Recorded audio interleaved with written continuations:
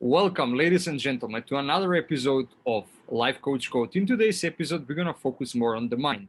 And today, we're going to continue from the previous week with Roxana Radulescu, leadership coach. She helps businesses and people, individuals, to unleash their hidden leadership potential from within. As she says, we all have leadership potential. It's just that we don't train it enough. So we have to find this muscle within us. And through her guidance, through her coaching, she shows us how we can actually train this muscle and we all can become great leaders in our life. Hello, Roxana. How are you? Hello, great to be here. I'm good, excited to be here. So thanks for having me. Now, it's an honor to have you. As we said the previous episode, you're probably from all the coaches that we speak, this is really key for me because I'm also leading a business, and this kind of advice that you're giving is really helpful, not just to it can help anybody, but especially people who have big responsibility on their back, because we need to be responsible for all those people, all those things that are happening, all those processes, and not being a leader can be detrimental in such circumstances. However, as you said, we all can be leaders and we all should be leaders in certain aspect of our life. So can you just lead us through this a little bit just to start this episode on this basic note? Yeah, it's and as you said, it's all about when it comes to leadership, it's all about the others.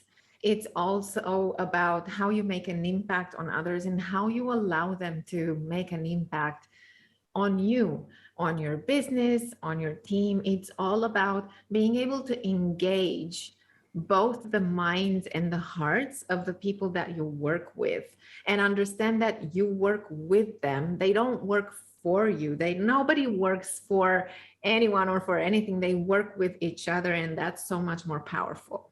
That removes the old paradigm of leadership that leaders are only the people on top, that everybody else is just working for them. They're all followers, but in fact, we're all in this together. We are all doing, if you're part of some company, you are part of a greater ship, and this ship is going somewhere, and you are all inside this ship. And if this ship doesn't go where it should go, you all suffer. It's not just the person who is steering the wheel or the person who is like cleaning the deck. It's all of you. So that's why that I think the first thing every company should have is good leadership, because it like connects all the people and every ingredient together. Exactly, because at the end of the day, we're all talking about business results and we're talking about profitable results. Because if you lead a business, you're all into bringing those profitable results to the business and to the people and make everybody happy, right? Yep. So when we talk about that, we have to talk about the team and what the team can do and how they are going to be engaged enough to do it. We're in the middle of the great resignation right now. And this is what we see companies struggling with. Top-down leadership doesn't work anymore, because if you're going to tell people what they need to do right now, they're not going to be interested, because people right now, they know there's a lot of choice that they have. They have more choice than any time before. These are really unprecedented times, and people went from, okay, I need to be stable, I need to be with one company, maybe even retire from one company. People have seen that actually that kind of stability is very temporary, and it might not be stable enough, actually, because a crisis comes, you don't know what happens to you. So they're more looking for purpose, for choices, and choices that are more aligned with who they are and what their purpose is. So we're talking about individual and collective purpose here. So that's what you want for profitable results in a business. Yeah, like I also believe you also have to be like honest with your vision. As we said, like the first ingredient is vision. You have just to make sure that you also follow the second ingredient, communication, that you can communicate your vision to the people that you're working with. Because if they don't know where all of this is headed, then there will be conflict. It's not going to be that they don't understand what they should do, but eventually along road that you're taking together, there will be conflict because something will confuse them. They will not know that they were actually headed towards the direction that you intended to go. So those were the two first ingredients. The third ingredient was to give feedback and to actually take feedback and to do it in the right way. And for people who are listening to this right now, you can listen all about feedback and all these three ingredients in the previous episode, so go check that out. Now we're going to talk about the fourth ingredient that I'm also excited to hear about. So what's the fourth ingredient of leadership? Influencing. And what I would say is this: as a leader, you're going to influence no matter what you do. So you'd better know how you're influencing others. And there's two aspects to influencing: how you influence others and how you let others influence you. Because that's going to be essential when we talk, and we talk a lot about vulnerability in leadership right now. And that comes with the amount of influence that you allow from the outside over to you. Because if you're not going to be open to other people's influences so that you can actually have enough data that you can make better informed decisions, then that's not going to work. If I'm not, you know how it is, if you cannot give what you can't receive. So if I'm not going to be open to being influenced as a leader, it's going to be really difficult for me to authentically influence others, to really get to that level where we connect so well that they will follow wherever I'm going. But that only means that I will also be able to follow them wherever it is that they're going to drive me when it's their turn to drive that ship towards the results that we're after. So influencing is going to be a big part of leadership, and it comes with all of those skills like public speaking. And you think about public speaking on a stage, it's not just that kind of public speaking. Think about how you speak to your team, how you speak to your clients, how you speak to your friends even. That's a lot of public speaking that we do actually in our daily life that we don't even think about. And that has a lot of influence about on the results that we get and on how we engage those hearts and minds so that people really want to follow, or so that people really want to contribute or share their ideas and ask you to follow them. So that's one thing that comes in the influencing thing. And think about not just how you speak, but also how you are sending the message across when you're not saying anything. Body language is really important, because we're always going to believe body language over what we hear. What I see is what I'm going to believe, and then I'm going to think about what you just said. But if you're saying, for instance, that you're excited about something and you're not showing me the excitement, I'm going to believe that. So be very much aware of how you say what you say, how you communicate what you communicate, and think about all of that presence. How are you present, and how do you talk to people so that they not only understand, but also are capable to feel included in the conversation? Because if they don't feel included, they're not going to feel motivated in any case, not long term. So when you speak about influencing others, I believe that it all comes down to being authentic, because when you're authentic, then you don't have to micromanage like all of your expressions, like are you excited enough when you're gonna say I'm excited and you don't show it. Because if you really are excited and if you're authentic, it will show, right? It will of course it will show in your communication, in your body language. And so am I on the right track with authenticity? Is that like a fundamental? It is. And it's, look, if you're not excited, don't act as if you are excited, because people are going to know. They're not going to believe you, or they're not going to believe you 100%, because they're going to feel or see or notice that something's off. So that comes with the part of authenticity that you talk about. When you feel excited or not excited, don't pretend that you feel something different, because it's gonna come across in the way that you communicate. It's gonna come across in your tone of voice, in your pace, in the volume, in the body language, and especially in this hybrid work model where you communicate with people face to face and online at the same time. Oh boy, if you pretend, that is gonna drive everybody away from you, and your message, they will not be engaged by it in any case. So absolutely. So I'm curious to know about the final ingredient. What's the fifth ingredient?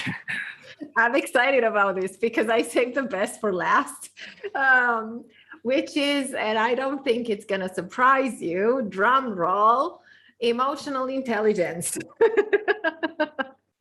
And what I want to say about this, because I get this question a lot from, especially from leaders who are at the beginning of their leadership journey, because I work a lot with emerging leaders, right? So, and they ask, okay, where do I need to start? We'll start from emotional intelligence. And here's why.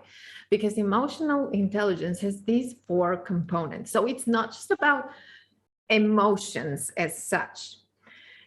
It's about 4 main components. The first one is self-awareness. So understanding how you work, what doesn't motivate you, what doesn't engage you, how you react in difficult situations, what is helpful in that behavior and what is not helpful and you would like to change. Because if I don't even know what's wrong, if I don't even know what I want to change, how am I supposed to change it? Because I don't know about it. I'm not even aware about it. So that is why this first element in emotional intelligence is super important, self-awareness. And then you have, with this comes self-management. And that's where I understand how I can manage my emotions, how I can manage my instinctive reactions and not react, but behave in a situation and choose my behavior in a situation and choose to change my behavior. For instance, if I know that I get into an argument with somebody and then I freeze and I don't say anything, that's a good self-awareness. And then next time I'm in a similar situation, I can choose to behave differently. So that tells me a lot about what I can do to develop as a leader and choosing that behavior. And that doesn't come overnight. That's constant inner work. That's regular work. That's why I say your skills muscles are like your body muscles. They need to be constantly trained. You need to maintain them in good shape so that they serve you when you need them to. So that is number 2, right? Self-management. And with that, you start to develop number 3, empathy, which comes with understanding others, understanding their point of view. Because of course, the minute I understand how I work and how I have an impact and how I behave, I'm going to notice how others work and how they behave and what might trigger that behavior. So I'm going to be more empathetic in understanding some of the reactions, let's say, to different situations. So with that comes a different perspective and I can communicate better. And that's how I get to the 4th element of the emotional intelligence, which is relationship management. And that's when I get to create those healthy relationships with my team, with my clients, with my leads, with maybe my top executives or whoever else. Because the reality is, and here's the way that I've seen people going about developing their leadership and where the mistake comes. They focus on relationship management first. And the truth is, if they don't see the results, and usually they don't, it's because of that. It's not about them. It's about you first. It's about having that self-awareness and self-management so that you can have a healthy relationship management. And it is all about that. Basically, for me, leadership is all about managing the relationship with ourselves and managing the relationships with others. That's it. You're able to do that successfully. You have a flourishing business, you have a flourishing life, home life, work life, and life in general, because it all comes down to that feeling that you have good relationships with others around you that come from a good relationship with yourself.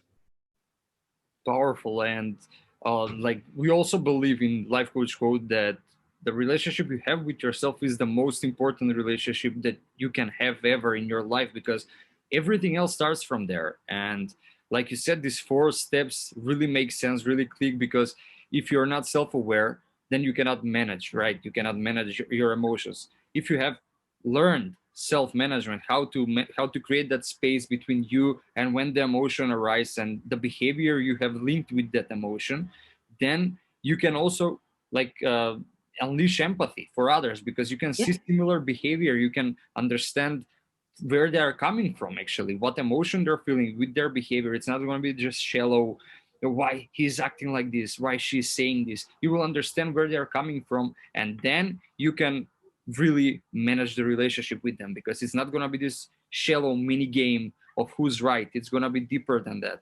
So it really makes sense, and it's really beautifully summarizes everything that we said.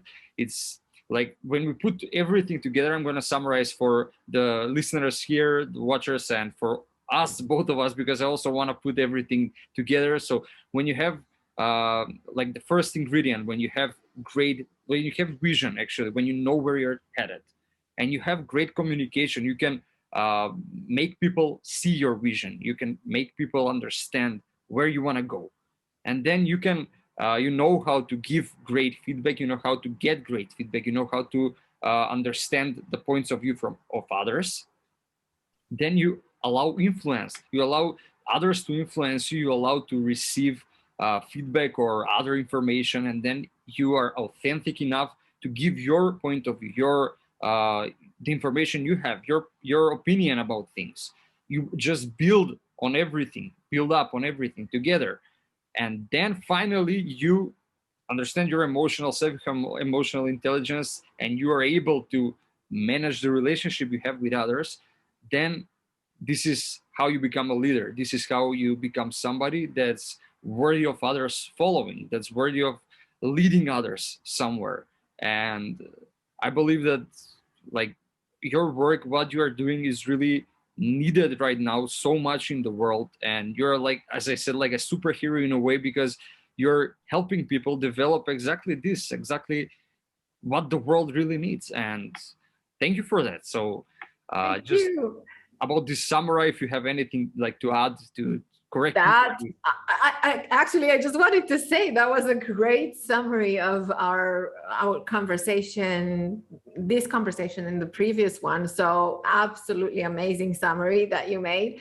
And thank you for that. I do believe that I help create and I help people uncover or rediscover the superhero in themselves, and understanding in my work with the leaders, helping them understand how they can help their team become superheroes when they need to be. Because I believe that we all, maybe not so secretly, love to be superheroes in our own lives. And we do have those powers. And we feel so good whenever we can actually use those powers. We want to use them. We want to contribute. So we only need the environment to be able to do that. So that's why I love to work with leaders and their teams to help them uncover the superhero in each individual, because we're all better together. I mean, look at what happens. All of these superheroes, they function in a league of their own, right? And they're so much better. Yeah, nice. You said beautifully. I'm also super fan of superheroes. I want to be a superhero, and like that's why I want to find coaches like yourself and like help them, for people to find them, also to reach them. So that's really my passion, and I completely understand what's your passion, why you are so passionate about helping businesses and teams of people to uncover their own superpowers. Thank you again for being a guest on our podcast and on our show. It really means a lot to us. It's an honor. Please let us know where people can find you and where people can reach you if they want to use your services. Oh, absolutely. I have my online learning platform, which is called All Personal Learning. They can check that out. I have a bunch of free content as well as online courses available, and my leadership development program for people who are at the beginning of their leadership journey, which is called the Lead for Legacy League. So we'll put the link in the description of the episode, and check it out and reach out to me. You have my contact details in there. I'm happy to have a chat with you. Thank you again. And for all of you listeners, thank you for listening. Thank you for staying till the end. If you haven't heard the first part, then go. We're going to leave some link in the description. You can find the first part there. Listen to it. If this resonated with you, want to work with Roxana, you can find all the information down in the description.